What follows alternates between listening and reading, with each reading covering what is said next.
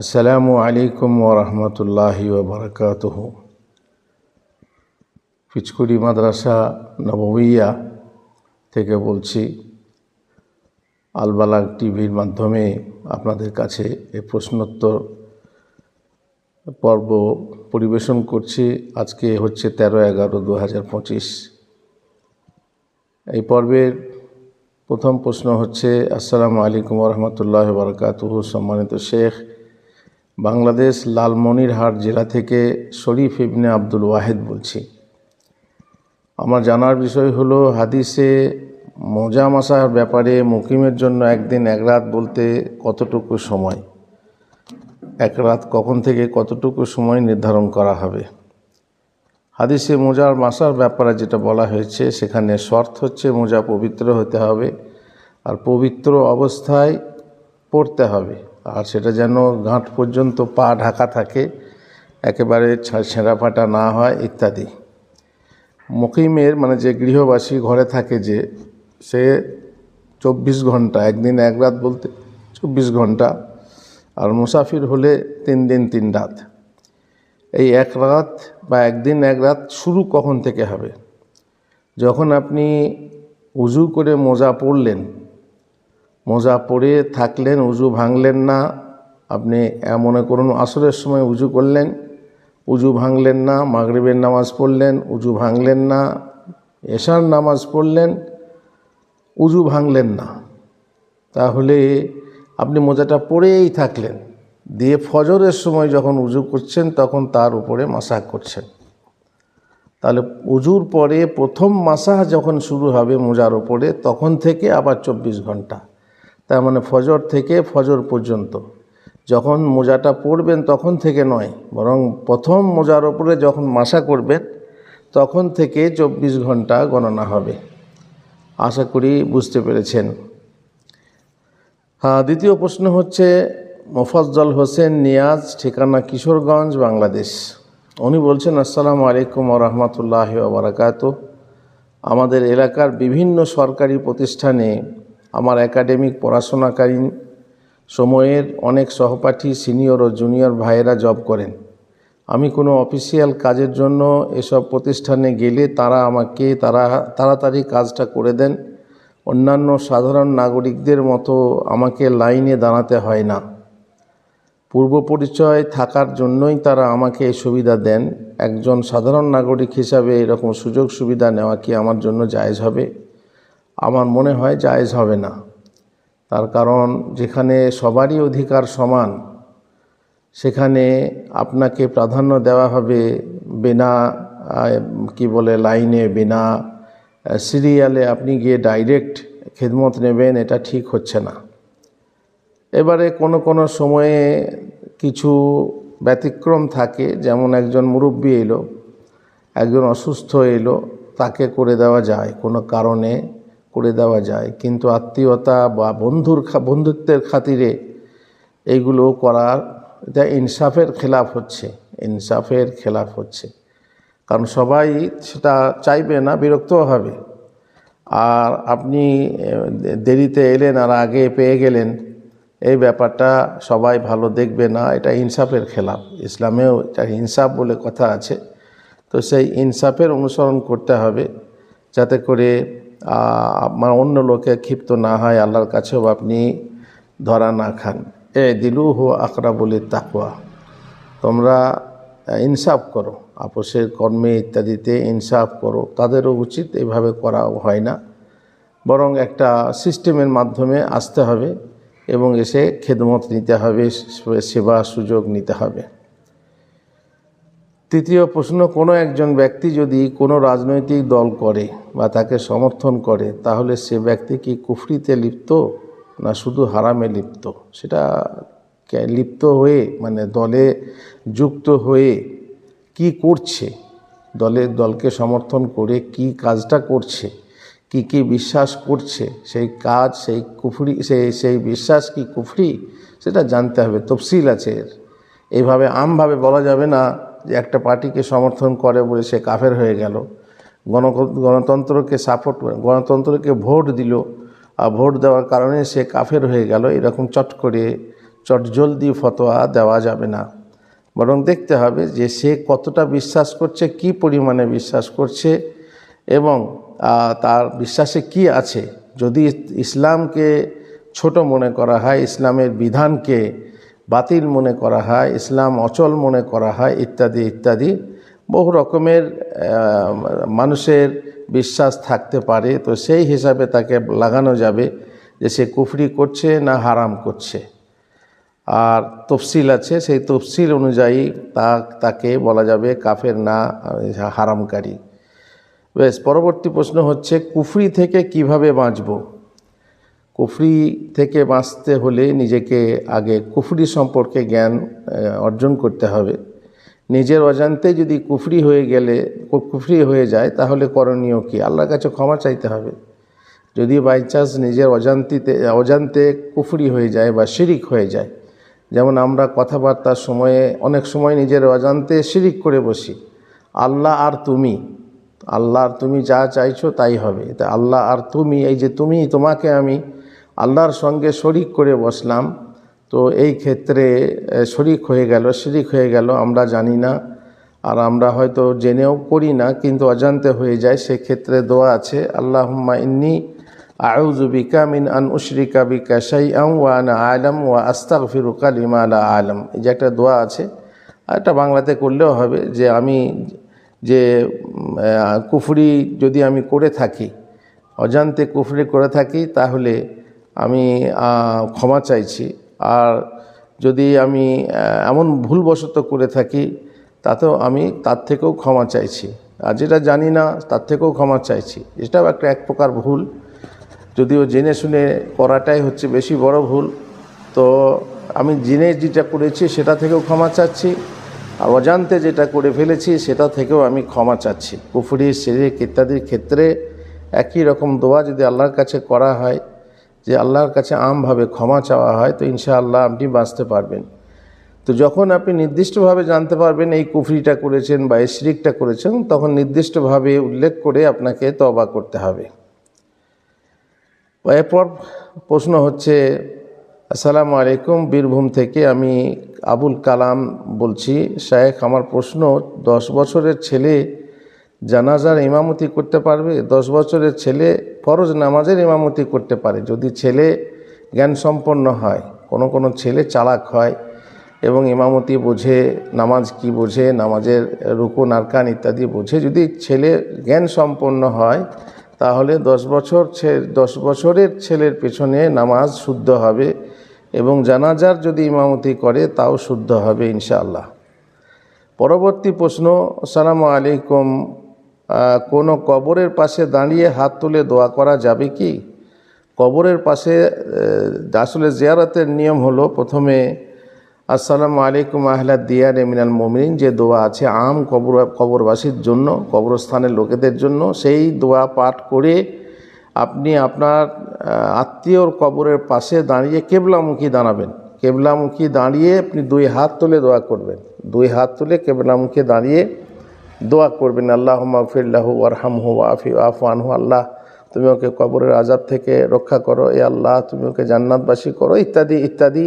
যদি সে দোয়ার উপযুক্ত হয়, তার মানে মুশরিক কাফের না হয়, বেনামাজি না হয়, তাহলে তার জন্য আপনি দোয়া করবেন এভাবে। তারপরে হাত নামিয়ে নেবেন, তারপর আপনি চলে আসবেন। আশা করি ব্যাপারটা বুঝতে পারবেন। অনেকে বলে যে কোথায় হাত তুলে দোয়ার কথা আছে, তো এখানে যেখানে আসসালামু আলাইকুম আহলাদ দিয়ারে মিনাল মুমিনিন যেটা আছে, সেখানে হাত তোলার কথা নেই ঠিকই, কিন্তু অন্য হাদিসে হাত তুলে দেওয়ার কথা আছে। আপনি কবরস্থানের পাশ দিয়ে যাবেন, তখন আপনি ওই দোয়াটা পড়বেন, তখন হাত তুলে দোয়া করার কথা নেই। কিন্তু আপনার নির্দিষ্ট আত্মীয় বন্ধুর কবরের পাশে গিয়ে তার জন্য দোয়া করবেন, তখন আপনি কেবলামুখী, কবরের মুখে না, কেবলামুখী হয়ে আপনি দোয়া করবেন আপনার আত্মীয়ের জন্য, যেমন বললাম হাত তুলে।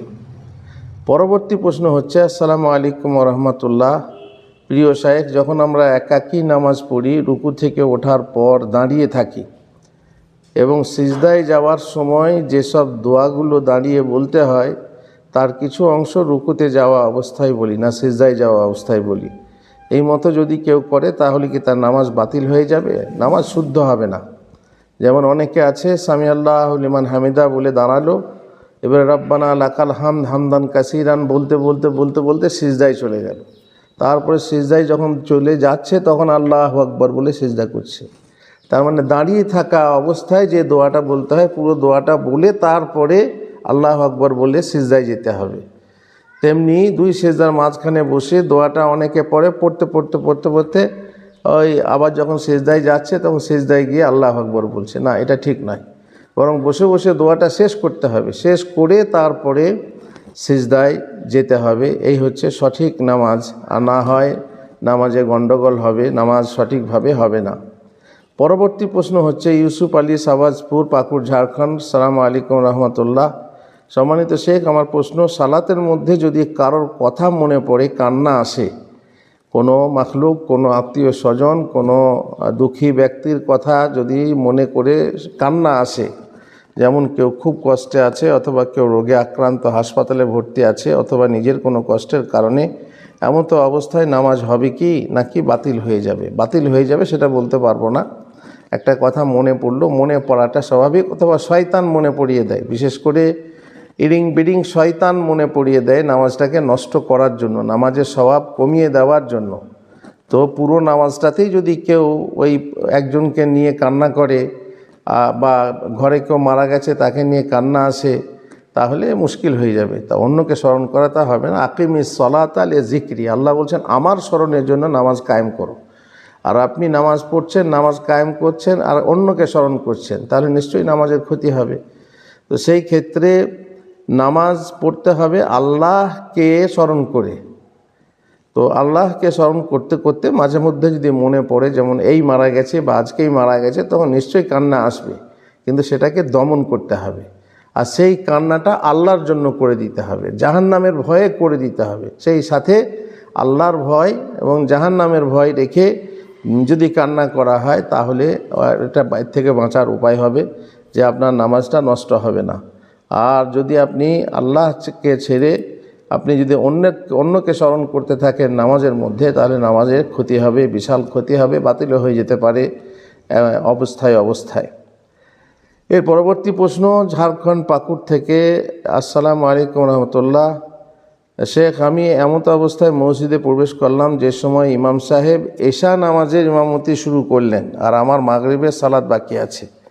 এমত অবস্থায় আমি কিভাবে নামাজে শরিক হব? আগে মাগরিব নামাজের নিয়ত করব নাকি এশার নামাজের নিয়ত করব? আগের নামাজ আগে পড়তে হবে। আগে মাগরিব পড়বেন আর তারপরে আপনি এশা পড়বেন। নামাজের তারতিব জরুরি, একটার পর একটা যে নামাজের তারতিব আছে, জোহরের পর আসর, আসরের পর মাগরিব, মাগরিবের পর এশা। তো আপনার মাগরিব বাকি আছে আর এশার নিয়ত করবেন, সেটা হবে না। বরং মাগরিবের নিয়তে এশার জামাতে শামিল হতে হবে। যদি এক রাকাত হয়ে গেছে তো ভালো, দ্বিতীয় রাকাতে শামিল হন, তারপরে 3 রাকাত পড়ে ইমামের সঙ্গে সালাম ফেরেন। যদি প্রথম রাকাতেই দাঁড়িয়ে গেছেন, তাহলে 3 রাকাত পড়ে বসে যান, তারপরে ইমামের সঙ্গে সালাম ফেরেন। তাহলে নামাজের তারতিবগুলো বাকি থাকবে, অবশিষ্ট থাকবে। অনেক সময় নামাজের তারতিব খেয়াল করা যাবে না। যেমন আপনি যদি মনে করুন আসরের নামাজ, জোহরের নামাজ আছে আর আসরের নামাজের সময়ে এলেন আর দেখছেন যে সূর্য ডুবতে যাচ্ছে, আপনি যদি জোহরটা আগে পড়তে চান তাহলে সূর্য ডুবে যাবে। সেই ক্ষেত্রে আপনি আগে আসরের নামাজ পড়ে নেবেন, তারপরে জোহরের নামাজ পড়বেন, তারপর মাগরিব পড়বেন ইত্যাদি। আশা করি বোঝাতে পেরেছি। এর পরবর্তী প্রশ্ন হচ্ছে, আমি আপনার ছাত্র, নাম প্রকাশে অনিচ্ছুক। জানি না ভাই কেন নাম প্রকাশে অনিচ্ছুক। বলেছেন যে আসসালামু আলাইকুম রহমতুল্লাহ। সম্মানিত শেখ, ফাসআলু আহলা যিকরি ইন কুনতুম লা তা'লামুন। এই আহলুজ যিকির থেকে কাদের সম্বোধন করা হয়েছে? আহলুজ যিকিরকে সম্বোধন করা হয়নি, সম্বোধন আমাদেরকে করা হচ্ছে এবং আহলে যিকিরের কাছে জানতে চাওয়া হয়েছে যারা জানি না যে বিষয়, সেই বিষয়কে। এবং দলিল সহকারে যদি দরকার পড়ে দলিল সহকারে জানতে হবে। কারণ কোনো বিষয়ে আছে দ্বন্দ্ব আছে বা কেউ হয়তো মনমানি ফতোয়া বলছে, সেই ক্ষেত্রে দলিল দরকার আছে। তো দলিল, লিখিত দলিল যেখানে যেমন দরকার সেখানে তেমন করতে হবে। সব সময় সব প্রশ্নে সব উত্তরেই যে দলিল উল্লেখ করতে হবে বা লেখালেখি করতে হবে তা নয়। তো আহলুজ যিকির মানে ওলামা, সমসাময়িক যারা বড় বড় আলেম, যারা ফতোয়া দেওয়ার মতো যোগ্যতা রাখেন, যাদের এলেম সেই পর্যায়ে পড়ে, তারা হচ্ছেন আহলুজ জিকির। প্রত্যেক জামানাতে আহলুজ জিকির হচ্ছেন সেই যুগের বড় বড় আলেমরা। দেখতে হবে যে বড় বড় আলেম কে আছেন, তাদের কাছে আমাদেরকে জিজ্ঞেস করতে হবে। এ নয় আলেম মাত্রই যে জবাব দিতে পারবে। ইমাম সাহেবকে জিজ্ঞেস করলেন, হাফেজ সাহেবকে, অনেকে হাফেজ সাহেবকে জিজ্ঞেস করছে। একজন তর্ক করছে আমার সাথে, আমার গ্রামে হাফেজ সাহেব, ইমাম সাহেব, আমাদের হাফেজ হচ্ছে ইমাম সাহেব, তিনি বলেছেন যে সূরা ফাতিহা পড়া যাবে না। মাশাআল্লাহ। তো আপনার গ্রামের হাফেজ সাহেব আরবি বোঝেন? আলিফ লাম মিম যালিকাল কিতাব তো হাফেজ বুঝলাম, একবারে নাস পর্যন্ত শুনিয়ে দিলেন, কিন্তু মানে বুঝেন কি? মানে যদি না বুঝেন তাহলে তার কাছে আপনি তাকে দলিল বানাচ্ছেন যে তার ফতোয়া নয়, তিনি শুনিয়ে বলছেন, তিনি কারো কাছে শুনিয়ে বলছেন। সুতরাং সে যাকে তাকে আপনি প্রশ্ন করবেন তার নয়, আহলে জিক্রকে জিজ্ঞেস করতে হবে। এই বক্তা, অনেক বক্তা আছে যাদের মধ্যে এলেম নেই, বক্তৃতায় মুখের ফোঁটানি আছে, আর সেই ফোঁটানি অনুসারে সে বক্তৃতা করছে, গলার সুর আছে, বক্তৃতা করছে, কিন্তু ফতোয়া দেওয়ার যোগ্য নেই। আপনি যোগ্যতা নেই, আপনি জিজ্ঞেস করেন, সে ক্লাসে হয়তো মাদ্রাসায় 4 ক্লাস পড়েছে, কি 5 ক্লাস পড়েছে, আর বাস যেমনি সুর করে ওয়াজ করতে পারছে, কিংবা হাত নেড়ে চেড়ে ওয়াজ করতে পারছে, আর লোকে লুফে নিচ্ছে, তাকে ভাইরাল করে দিচ্ছে, আর 20,000 30,000 টাকা দিয়ে তাকে ভাড়া করে নিয়ে গিয়ে নসিহত করাচ্ছে, ওয়াজ করাচ্ছে, আর লোকে ভাবছে কি এই হচ্ছে বড় মৌলবী, বড় মুফতি। তো এই সময়ে ক্ষেত্রে মানে পাবলিকও ভুল করে। পাবলিকে হচ্ছে ভুল যে তারা আলেম চেনে না, খাঁটি জিনিস চেনে না, খাঁটি মধু খাঁটি তেল চেনে না, ফলে যাকে তাকে তেল মনে করে, মধু মনে করে, আর ফতোয়া জিজ্ঞেস করে, অনেক সময় ভুল ফতোয়া নিয়ে আমল করে। এটা কিন্তু ঠিক না। সঠিক আলেমের কাছে যে প্রশ্নোত্তর দিতে পারবে, করতে পারবে, তাকে জিজ্ঞাসা করতে হবে। নিজের জামানার যে সবথেকে বড় আলেম, সবথেকে বড় আলেম কারা কারা আছেন আগে জানতে হবে, চিহ্নিত করতে হবে, আর তাদের কাছে ফতোয়া জিজ্ঞেস করতে হবে। যার তার কাছে ফতোয়া জিজ্ঞেস করলে হবে না। যে ভালো বক্তৃতা করতে পারে সে বড় আলেম কিনা সেটা জানতে হবে, তারপর তাকে জিজ্ঞাসা করতে হবে, সেই হচ্ছে আহলুজ জিক্রের বর্তমান আলেম। বেশ, পরবর্তী প্রশ্ন হচ্ছে, আসসালামু আলাইকুম রহমতুল্লাহ শেখ, আশা করি ভালো আছেন। আমার প্রশ্ন হলো, জুমার আজান খতিবের সামনাসামনি মানে সোজাসুজি হয়ে আজান দিতে হবে, নাকি মসজিদে যে কোনো জায়গা থেকেই দেওয়া যাবে? মসজিদে যেখানেই আপনার মাইক্রোফোন থাকবে, এখন তো মাইক্রোফোনে আজান, যেখানে মাইক্রোফোন রাখা আছে মসজিদের ভিতরে, সেই মাইক্রোফোন থেকে আজান দেবেন। সেই মাইক্রোফোনটা টেনে নিয়ে এসে ইমামের সামনে বা খতিবের সামনে রেখে আজান দিতে হবে এমন কথা নয়। আর দরজার সামনে আজান দিতে হবে, সেটা একটা হাদিসে আছে, সে হাদিস সহি নয়। এই জন্যে যেখানে মাইক্রোফোন রাখা আছে সেখানে মাইক্রোফোন থেকে আজান দিতে হবে। যদি পারা যায় মিনার, যাকে বলে মিনার থেকে আজান দিতে হয়। বর্তমানে মিনারে আজান বাতিল হয়ে গেছে, যেহেতু মাইক হয়ে গেছে, এখন মিনারের কাজ মাইকে করছে। মিনারায় মাইক রেখে দিলে কাজ হয়ে যাচ্ছে। তবুও যদি সম্ভব হয় মিনারের ওপরে মাইক ঘর করা, তাহলে মিনারের ওপর থেকেই আজান দিয়ে সে খুতবা শুরু হবে, খতিবের সামনে আজান দিতে হবে তা নয়। বেশ, তার পরবর্তী প্রশ্ন হচ্ছে, আসসালামু আলাইকুম, আমি যদি ইমামকে জিজ্ঞেস করে জানতে পারি যে তিনি আশারি বা মাতুরিদি আকিদার, আপনি ইমামকে জিজ্ঞেস করবেন, তাকে হুজ্জত তার কাছে পেশ করবেন, তারপরে যদি সে নিজের আকিদায় স্থির থাকে, আকিদায় না মানে যে আমার আকিদাটাই ঠিক, তাহলে তার পিছনে নামাজ হবে না। তবে একটা কথা কি জানেন, আশারি মানে হচ্ছে, আশারি সবাই কিন্তু প্রকৃতভাবে আশারি নয়। আশারি মানে সে সিফাতের তাবিল করে, অবশ্য এটাও ভুল, ঠিক নয়, কিন্তু পরিপূর্ণ আশারি হবে সেই যে ইউকাদ্দিমুল আকলা আলান নাকল, মানে আকলকে নকলের ওপরে প্রাধান্য দেবে। এটাই হচ্ছে আশারিদের আসল আকিদা। শুধু তাবিল করে বলে আসল আকিদায় সে আশারি নয়। এই জন্যে কাফের বলার ক্ষেত্রেও খুব সাবধানতা অবলম্বন করতে হবে যে তিনি আসলে কাফের কিনা। মুফতিরা ফতোয়া দিলে আপনি আপনার সীমিত জ্ঞান নিয়ে খবরদার কাউকে মুশরিক কাফের মনে করবেন না। বড় বড় আলেমরা ফতোয়া দিলে যে হ্যাঁ অমুক মুফতি অমুক হচ্ছে মুশরিক বা কাফের, তার পেছনে নামাজ হবে না, তখন আপনি তার পেছনে নামাজ পড়বেন না। আর সন্দেহ হলেও পড়বেন না, আপনার সন্দেহ হলে আপনি অন্য মসজিদে পড়বেন বা বাড়িতে পড়বেন, সে ব্যাপার আলাদা। আসসালামু আলাইকুম ওয়া রাহমাতুল্লাহ, ঝাড়খণ্ড পাকুড় থেকে ওবাইদুর রহমান বলছি। প্রিয় শেখ, আমার প্রশ্ন হচ্ছে যে কোনো মুসলিম ব্যক্তি অপবিত্র অবস্থায় সালাম দেয় বা আমি তাকে দিই এবং তার সেই অপবিত্র শরীরে হাতে হাত মেলায় মুসাফা করে, তো এটা করা যাবে কি? কিন্তু সে একটু আগেই বিড়ি বা সিগারেট বা ইত্যাদি নেশা খেলে সে ব্যক্তি সালাম দেওয়া যাবে কি? তার হাতে হাত মিলিয়ে সালাম দেওয়া যাবে কি? দেখুন, প্রথমত হচ্ছে যে সে যদি নাপাক থাকে, এমনকি যে নাপাকে তাকে গোসল করতে হবে, সেই নাপাকিতে থাকলেও তাকে সালাম দেওয়া যাবে, তার সালাম নেওয়া যাবে এবং মুসাফা করা যাবে। যেহেতু হাদিসে আছে আল মুমিনু লা ইয়ানজুস, মোমেন কোনো দিন অপবিত্র হয় না যে তাকে ছুলে আমি নাপাক হয়ে যাব, কিংবা সে নাপাকে থাকলে তাকে সালাম দেওয়া যাবে না ইত্যাদি নয়। কারণ নাপাক অবস্থাতে কোরআন পড়া যাবে না।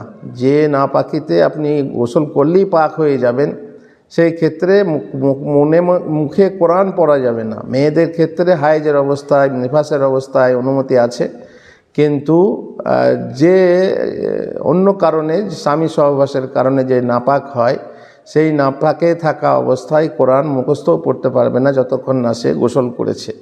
তাহলে সালাম দেওয়া যাবে, আজানের জবাব দেওয়া যাবে, বিসমিল্লাহ, মাশাআল্লাহ, সকাল সন্ধ্যা জিকির ইত্যাদি করা যাবে, কোনো সমস্যা নেই। কেবল সূরাগুলো পড়তে পারবে না যদি সে ওই বড় নাপাকিতে থাকে। তাহলে কেউ যদি বিড়ি সিগারেট খায়, তাকে সালাম দেওয়া হারাম তা নয়, তাকেও আপনি সালাম দেন, গিয়ে বলুন ভাই বিড়ি খাওয়া হারাম, জর্দা খাওয়া হারাম ইত্যাদি ইত্যাদি।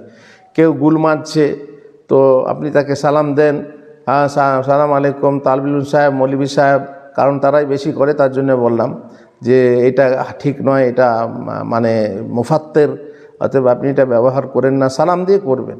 এবার যদি সে না মানে, আর কোনো ব্যক্তি যখন পাপে রত থাকে, পাপ করছে, আর তাকে যদি সালাম দেন সালাম আলাইকুম, আর সে ওয়ালাইকুম সালাম বলছে, তার মানে সে বুঝবে তাহলে কোনো ব্যাপার নেই, যখন অমুক আমাকে সালাম দিল তাহলে পাপটা ঠিকই আছে। যদি সম্মতি প্রকাশ পায়, সমর্থন প্রকাশ পায়, তাহলে তাকে সালাম দেবেন না।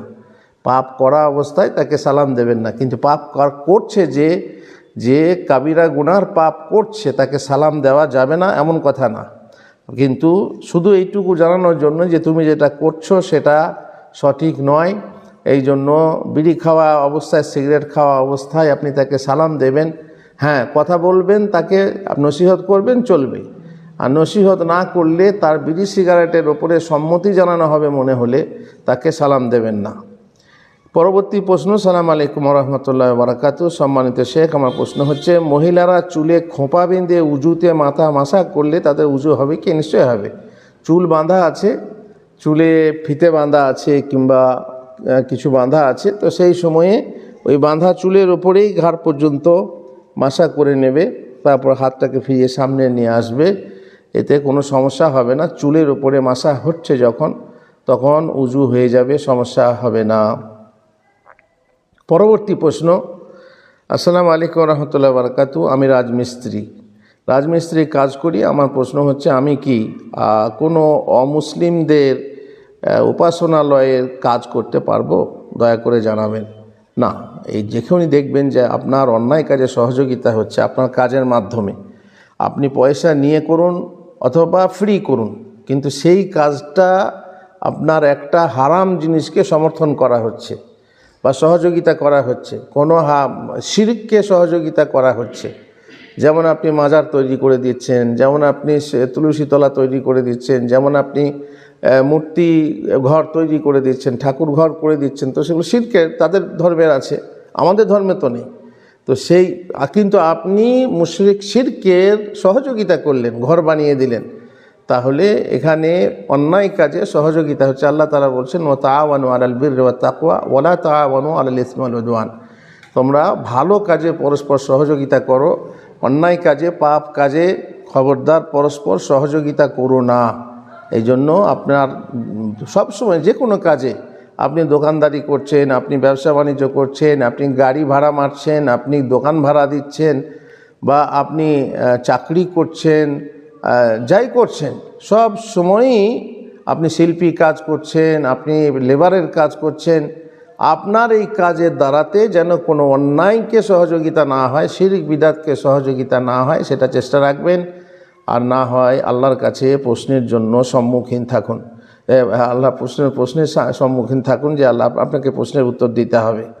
বেশ, পরবর্তী প্রশ্ন হচ্ছে, শেখ আল্লাহ তাআলা আপনাকে সুস্থ রাখুন। আমার প্রশ্ন হচ্ছে, আমার বিয়ে ঠিক হয়ে গেছে, বিয়ে হয়নি, এখন কি আমি সেই মেয়ের সাথে কথা বলতে পারবো বা বিয়ে করার উদ্দেশ্যে প্রেম করতে পারবো? মাশাআল্লাহ, খুব সুন্দর, একবার পরিষ্কার করে বলেছেন, প্রেম করতে পারবো, কথা তো হয়ে গেছে। আর এই সময়েই আবার প্রেম করতে যাবেন, বিয়ে তো হবে, চলো আমরা যা করতে হয় আগে থেকেই করিনি, বিয়ে তো হবেই, এই তো দুদিন পরে বিয়ে হবে। জি না, যখন কার তখন কার, যখন আপনি যে কাজ যখন কার তখন করতে হবে, তার আগে করলে আপনার পাপ হবে।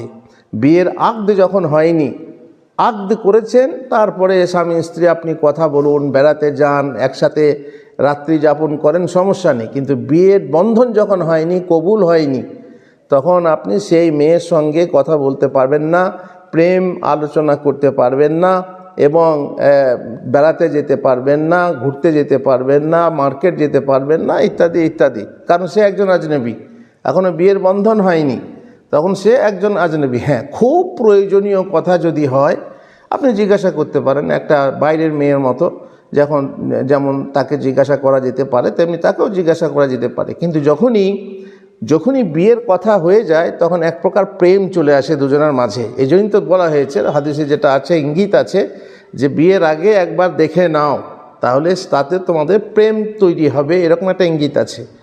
আর যখনই বিয়ের কথা হয়ে যাবে, দেখবেন তার প্রতি একটা টান চলে আসে, তাকে কথা বলতে ইচ্ছা হয়, মনে হয় যেন ভবিষ্যৎ জীবনের কিছু আলোচনা করি না, তাড়াতাড়ি করলে হবে না। ঠিক কাজ সময়ে যখন আপনার বিয়ে হলো, বাসর রাতে ভবিষ্যতের পরিকল্পনা, ভবিষ্যতে কী হবে, ছেলে মেয়ে হলে কি হবে, আপনি সব আলোচনা করবেন, কিন্তু এত তাড়াতাড়ি না। আর যদি আপনি বলেন আমি মেয়েটাকে পরীক্ষা করব, আকীদা কি পড়াশোনা করেছে, তাহলে দেখার দিন আছে তো। যখন আপনি দেখতে যাবেন, তখন আপনি তাকে জিজ্ঞাসা করে নেবেন, সে তখন আপনার জন্য হালাল যে আপনি তাকে দেখবেন এবং কথাবার্তা বলে জিজ্ঞাসা করবেন। কিন্তু বিয়ে ঠিক হয়ে গেল, দিন হয়ে গেল, তখন আপনি মনে করলেন সে আমার বউ হয়ে গেছে, সব করা যাবে, তা নয়। বরং তার সঙ্গে কথাবার্তা বলতে বলতে যেমন আপনি বলেই দিয়েছেন যে বিয়ে করার উদ্দেশ্যে প্রেম করা, তো এটা বিয়ে করার উদ্দেশ্যে প্রেম যে হালাল হবে তা নয়। আর বিয়ে করার উদ্দেশ্য না থাকলে তো তার সঙ্গে ধোঁকাবাজি করে তাকে ব্যবহার করা হবে, সেটা তো আলাদা ব্যাপার। যারা বয়ফ্রেন্ড গার্লফ্রেন্ড করছে তারা এরকমই বেশিরভাগ করছে। আর বিয়ে করার উদ্দেশ্যে হলেও প্রেম করা জায়েজ নয়, এটা হচ্ছে হারাম। ব্যভিচার করা হবে যদি ব্যভিচার সে আসল ব্যভিচার না হলেও মুখের ব্যভিচার, মানে জিভের ব্যভিচার হবে, কখনো চোখের ব্যভিচার হবে, কখনো কানের ব্যভিচার হবে, কখনো হাতের, কখনো পায়ের ব্যভিচার হবে, সবই ব্যভিচার। আর বড় ব্যভিচার হলো যেটা আপনারা জানেন, যৌন মিলন। আর বিবাহের বন্ধন হয়নি, তখন জেনা হবে। আর সেই জেনাতে শাস্তি হলো 100 চাবুক লাগানো হবে, আপনাকেও লাগানো হবে, তাকেও, প্রেমিক প্রেমিকা উভয়কে 100 করে চাবুক লাগাতে হবে ইসলামের বিধানে। কিন্তু এখানে ইসলামী বিধান যেখানে নেই, সেখানকার ব্যাপার আলাদা। বেশ, এর পরবর্তী প্রশ্ন হচ্ছে, আসসালামু আলাইকুম ওয়া রাহমাতুল্লাহ, শেখ মামদানি সম্পর্কে কিছু বলুন। অনেকে বলছে এইবার আমেরিকাতেও ইসলাম পৌঁছেছে। আমেরিকাতে তো আগেই ইসলাম পৌঁছে গেছে, এখন মামদানি পাস করেছে বলে ইসলাম পৌঁছেছে। এগুলো সাধারণত ওই যে কুঁয়োর ব্যাংকগুলো বলে, কুঁয়োর ব্যাংক, আমি পরিষ্কার বলেই দিচ্ছি, তারা খালি মুসলমান নাম হলেই হলো না, নিচে ওঠে। কখনো ইরানকে দেখবেন সমর্থন করছে, ইরানের এই হাতিয়ার, এই অস্ত্র, এই করেছে, সেই করেছে, লাফিয়ে বেড়ায়, কিন্তু তারা যে আসলে কতটুকু মুসলমান সেটা খেয়াল করে দেখে না। তো মামদানি পাস করেছে, মামদানি সেখানে রাজত্ব পাওয়ার, ইসলামের অনেক উপকার হবে। রাজত্ব কি পেয়েছে কে বলল? সে তো, আমি যতদূর শুনেছি যে পৌরসভার কোনো নির্বাচনে সে পাস করেছে। তো এটা আর শুনেছি যে সে হচ্ছে, জানি না, আল্লাহ ভালো জানেন, আমি কিন্তু শোনা কথা বলছি, সমকামী। আর যত সমকামীর লোক আছে তারা তাকে সাপোর্ট করেছে, সাপোর্ট করছে। তো সেই ক্ষেত্রে নাচন কোদন কিসের জন্য আমি জানি না। এই যারা কি বলবো আর কি, তাদেরকে অজ্ঞ বলবো নাকি কোঁড় ব্যাং বলবো, কি বলবো জানি না, কিন্তু তাদের এই নাচন কোদন ঠিক না। কোনো বিষয়ে চট করে মুসলমান নাম শুনলাম আর খেপে উঠলাম, মুসলমান নাম শুনলাম আর তাকে এমন করে সমর্থন করলাম, আকাশে তুলে দিলাম, আর ইসলাম আসছে, ইসলাম ফিরছে, নাচন কোদন শুরু হয়ে গেছে। মক্কাতে যখন বৃষ্টি হয় আর যখন সবুজ ঘাস উঠে যায় তখন হাদিস প্রয়োগ করে বলে, তখন নাচে খুব, এই দেখো এই কিয়ামত কাছে চলে এলো, এই দেখো ঘাস গাছ পাতা হচ্ছে, নদী হবে, মানে কেয়ামতের জন্য তাদের তাড়াতাড়ি, কেয়ামত হবে তার জন্যে খুবই তাড়াতাড়ি। এই রকম করা কিছু মানুষের নাচন কোদন আছে, যেটা একবারেই ঠিক না। বেশ, জিনিসকে স্থিরভাবে ধীরতার সাথে বুঝতে হবে যে জিনিসটা কি। আর সঙ্গে সঙ্গে পোস্ট করে দিল, এই যে সেদিনে যুদ্ধ লাগলো, যুদ্ধ লেগে বলছে গাজওয়াতুল হিন্দ শুরু হয়ে গেছে, আর কি নাচন কোদন, আর কি আর বলবো, বলছে গাজওয়াতুল হিন্দ শুরু হয়ে গেছে। তো যাকে যে যুদ্ধকে গাজওয়াতুল হিন্দ বলা, চট করে ফিট করে দেওয়া, এটা ঠিক নয়। যে কোনো ফিতনাকে সেই ফিতনা যেটা আল্লাহর নবী বলেছেন এরকম ফিট করে দেওয়া, এটা জ্ঞানীদের কাজ না, অজ্ঞানীদের কাজ। বেশ, জ্ঞানী যেখানে ভয় করে আর অজ্ঞানী সেখানে ঝাঁপিয়ে পড়ে। একটা কথা আছে বাংলাতে, অজ্ঞানীরা চট করে ঝাঁপিয়ে পড়ে যে বিষয়ে জ্ঞানীরা ঝাঁপিয়ে পড়তে ভয় করে। পরবর্তী প্রশ্ন উত্তর দিনাজপুর থেকে, তিনি বলছেন, আমার প্রশ্ন হলো, অনেকে বলছে যে কারো যদি আমেরিকায় মৃত্যু হয় তাহলে সে জাহান্নামে যাবে, এটা কতটুকু ঠিক? আল্লাহর সারা বিশ্বের সারা জমিনে যেখানে মৃত্যু হবে সেখানে মরলে জাহান্নামে যাবে, এটা ঠিক না। আর সেখানে মরলে জান্নাতে চলে যাবে তা না। কাবা ঘরের ভিতরেও যদি কেউ মরে তো সে জান্নাতে যাবে, তার গ্যারান্টি নেই। সবাই নিজের ইমান ও আমল অনুযায়ী জান্নাতে যাবে, আর তাদের ইমান এবং আমল অনুসারে তারা আবার জাহান্নামে যাবে, যেখানেই মরুক। তো আমেরিকায় মরলে মৃত্যু হলে জাহান্নামে যাবে এ কথা ঠিক নয়। তবে বলতে পারে কাফের দেশে মরলে পরে সেখানে বিপদ আছে, যে সেখানে হয়তো এমন কিছু কাজ করে থাকবে যেগুলো মুসলিম দেশে থাকলে, আর মুসলিম দেশ সেভাবে খাঁটি দেশ পাওয়া মুশকিল, তো সেখানে যদি মরে, সেখানেও যদি পাপ করে মরে, শিরিক করে মরে, তাহলে সেখানেও জাহান্নাম যেতে পারবে, জাহান্নাম যাওয়া হবে।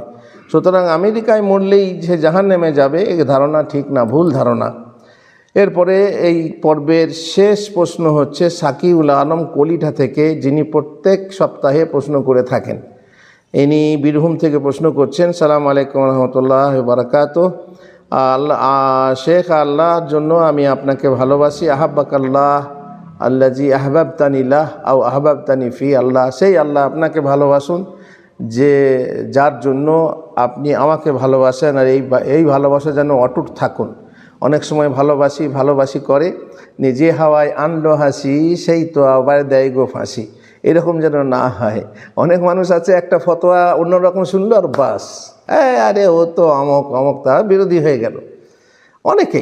অনেকেই এমনও আছে বিরোধী হয়, আমাকে গালি দিচ্ছে, তারপরেও পরবর্তীতে আমার কাছে ক্ষমা চাইছে, শেখ আপনাকে গালি দিয়েছি, আপনাকে এই করেছি, আপনি ক্ষমা করে। হতে পারে। ইয়া মুকাল্লিবাল কুলুব, এই জন্য আমরা দোয়া করি, ইয়া মুকাল্লিবাল কুলুব সাব্বিত কলবি আলা দীনিক। মানুষের হৃদয় উল্টো পাল্টা, যেমন ফাঁকা ময়দানে পড়ে থাকা পালক বা তুলোর মতো, এইদিকে হাওয়া আসে তো ওইদিকে গড়িয়ে যায়, ওইদিকে হাওয়া আসে এইদিকে গড়িয়ে যায়। সকালবেলায় বলছিল আই লাভ ইউ, সন্ধ্যাবেলায় গিয়ে বলছে আই হেট ইউ, স্বাভাবিক। তো এরকম যেন না হয়, আল্লাহ যেন আমাদের ভালোবাসাকে চিরস্থায়ী করেন সেই কামনা করি। যেহেতু আল্লাহর রাস্তে ভালোবাসা, এই ভালোবাসায় টিকবে। স্বার্থের ভালোবাসা টেকে না। যে কোনো স্বার্থ, শরীরের স্বার্থ, টাকা পয়সার স্বার্থ, কি কোনো সুযোগ সুবিধার স্বার্থ ইত্যাদি, এসব ভালোবাসা টেকে না। যতক্ষণ থাকবে ততক্ষণ ভালোবাসা থাকবে। যদি ভালোবাসা টাকার জন্য হয়, যতক্ষণ টাকা আছে ততক্ষণ ভালোবাসা আছে, টাকা শেষ তো ভালোবাসাও শেষ। ঠিক এরকম স্বার্থের ভালোবাসা টিকবে না। কিন্তু একমাত্র আল্লাহর ওয়াস্তে ভালোবাসা, যে আপনি জানছেন যে আল্লাহ আমাকে ভালোবাসেন অথবা আমি আল্লাহকে ভালোবাসি, সেইটা দেখে আপনি ভালোবাসছেন, তাহলে আল্লাহর ওয়াস্তে ভালোবাসা হচ্ছে, তাহলে সেটাই টিকবে। আল্লাহ যেন সেটাকে টিকসই করুন, আল্লাহুম্মা আমিন। প্রশ্ন হচ্ছে, আমি প্রায় চলতে ফিরতে অবসর মুহূর্তে এক কথায় ফাঁকা সময়ে কোরআন তেলাওয়াত করতে থাকি। ফলস্বরূপ কখনো কখনো বাথরুমের ভিতরেও কোরআনের আয়াতগুলো মনে পড়ে যায়। এই অবস্থায় আমি কি গুনাহগার হব? দেখুন ভাই, আমার মনে হয় আপনার গাড়ি খুব ভালো, সব সময় মানে চলতে থাকে, কিন্তু গাড়ির ব্রেক নেই মনে হচ্ছে। গাড়িতে ব্রেক দিতে হবে। যত ভালোই গাড়ি হোক, দামি গাড়ি হোক, সব সময় চলমান গাড়ি হোক, গাড়িতে ব্রেক না থাকলে মুশকিল। কোরআন পড়ছেন আর আপনি বলছেন বাথরুমে গেলে আমার ব্রেক হয় না, আমার কোরআন আয়াতগুলো মনে পড়ে যায়, এটা কিন্তু ঠিক না। এগুলো হচ্ছে মনের, যদি আমি না খারাপ লাগবে আপনাকে শুনতে, এগুলো মনের বদমাশি, মনকে মানানো যায় না, এটা হচ্ছে মনের বদমাশি। তো ওই যে এমন বলে বিড়ি না খেলে আমার পেট ফুঁফে যায়, নানা রকম, গুল না করলে আমার পায়খানা ভালো হয় না, এগুলো হচ্ছে মনের বদমাশি। তো আপনি কোরআন পড়তে থাকেন, জিকির করতে থাকেন, ভালো কথা, কিন্তু বাথরুমে গেলে আবার ব্রেক হয় না, মানে ব্রেক করা যায় না, মানে আটকানো যায় না, আমার মনে বা আমার মুখে কোরআন চলে আসে, কথা ঠিক না। এটা আপনি কন্ট্রোল করুন এবং মনকে ঠিক সময় সময় যেখানে যেটা দরকার সেখানে করতে শিখুন। এটাই হচ্ছে জ্ঞানীর কাজ। আর এটাই হচ্ছে মোমেন, যেখানে থাকবে মোমেনের ব্রেক থাকবে, ব্রেক, সেই ব্রেক আপনি ব্যবহার করুন। আল্লাহ আপনাকে তৌফিক দেন যে আপনি সবসময় কোরআন পড়ুন অথবা আপনি জিকির আজকার করুন, কিন্তু যেখানে করতে হয় না সেখানে আপনি করবেন না। আপনি স্ত্রীর কাছে গেলেন, স্ত্রীর বিছানায় গিয়ে সেখানে আপনি রোমান্স করবেন, রোমান্সেও আপনি কোরআন পড়বেন, এটা বলবেন যে আটকে আমার মুখ থেকে বেরিয়ে যাচ্ছে, তাহলে আপনার সমস্যা আছে। যদি এরকম হয় তাহলে ব্রেনের সমস্যা থাকলে পরে এরকম হতে পারে। তো এটাকে আপনার কন্ট্রোল করতে হবে। আল্লাহ আপনাকে তৌফিক দেন। আর এই উত্তর দিয়েই আমাদের পর্ব শেষ হলো আজকের মতো। আল্লাহ তাআলা আমাদেরকে তৌফিক দেন, যেটুকু শুনি আমল যেন করি, এবং আল্লাহ তাআলা যেন আমাদের মহব্বত, আমাদের ভালোবাসায় বরকত দেন, এবং আমরা যারা সাথে রয়েছি তারা যেন এইভাবে দিনের সহযোগিতায় একে অপরকে সহযোগিতা করে মানুষকে জানার সুযোগ করে দিই, যাতে করে এই এক জায়গায় বসে কত জায়গায় ছড়িয়ে যাচ্ছে কথাবার্তা। জলসা করতে গেলাম, যেখানে জলসা হয় সেখানে খুতবা দিলাম, যে মসজিদে খুতবা দিলাম সেখানে, কিন্তু আজকাল মাশাআল্লাহ মিডিয়ার যুগে এগুলো হচ্ছে যে সারা বিশ্বের মানুষ, যে আমেরিকা থেকে কেউ শুনছে, কেউ জার্মানি থেকে শুনছে, কেউ লন্ডন থেকে শুনছে, কেউ সৌদি আরব থেকে শুনছে, আমরা কমেন্টে বুঝতে পারছি যে কে কোত্থেকে শুনছে। তো এইভাবে একে অপরকে শোনার তৌফিক দান করুন, আর এর সুযোগটা করে দিন। আল্লাহ সকলকেই সওয়াব দেবেন ইনশাআল্লাহ। ওয়া সাল্লাল্লাহু আলা নবিয়িনা মুহাম্মদ ওয়া আলা আলিহি ওয়া সাহবিহি আজমাইন।